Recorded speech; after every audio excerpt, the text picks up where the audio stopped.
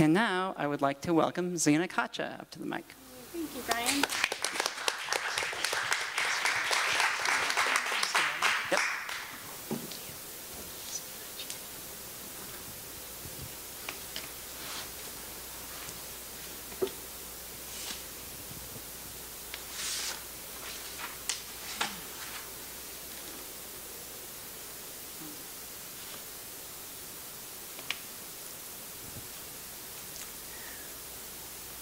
Well, I'd like to extend another welcome.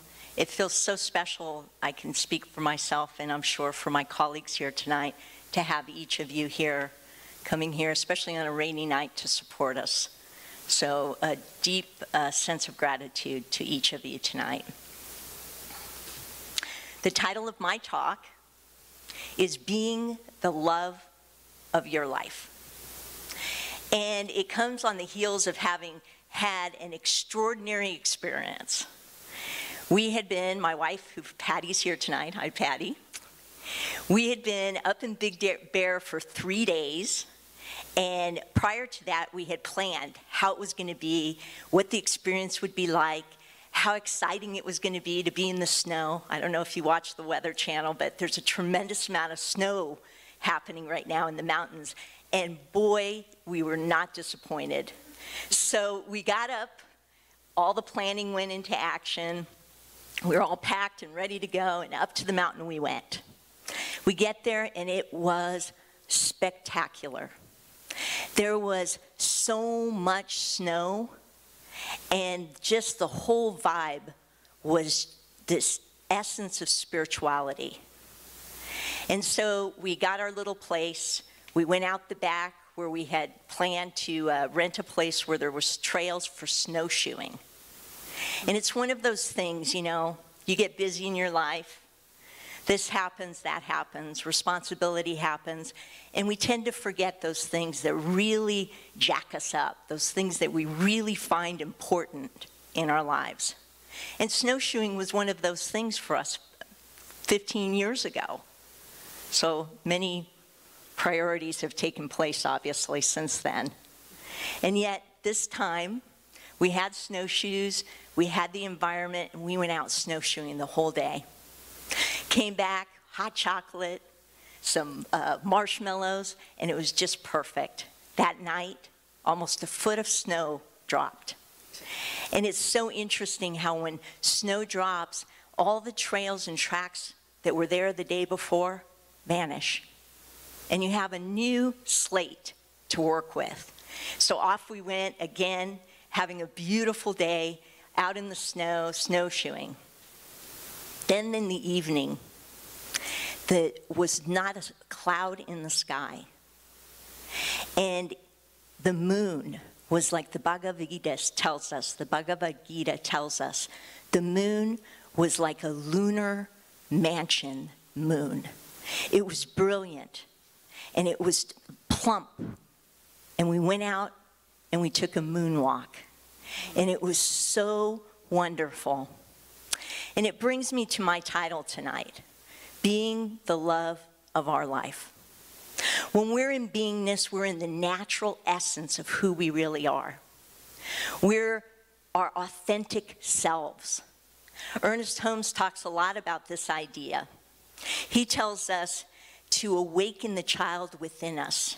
And he says, the child who is in us, before we learn to be so sophisticated and fight and deny it and quarrel with everybody and be sore about everything, is not dead. He's not asleep. We have just crowded so much experience, so much negation, that he is what we have forgotten. We are the ones who have forgotten the celestial palace for whence we came. Shall I read that last little thing one more time? So Ernest Holmes, the founder of Science and Mind, says this, that not he hasn't gone anywhere, that little child or that little girl child, but we have forgotten that celestial palace from whence we came. And when we're connected to beingness, we're connected to that divine essence of who we truly were made to be and who we were truly made to express in this world. When I think of love, obviously there's human behavior love. We're either in fear or we're in love, and we vacillate between these two extremes. When we're in fear, we experience deep rejection. Not that kind of rejection that says, oh, the world is terrible. It's self-rejection. And we begin to be afraid, isolated, and feeling alone.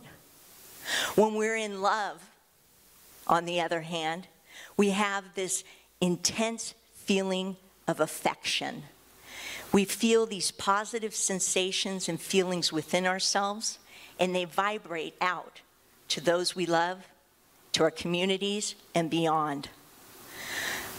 When I think of love, I can't help but to think of the Bible in Corinthians. And it tells us love is patient, love is kind,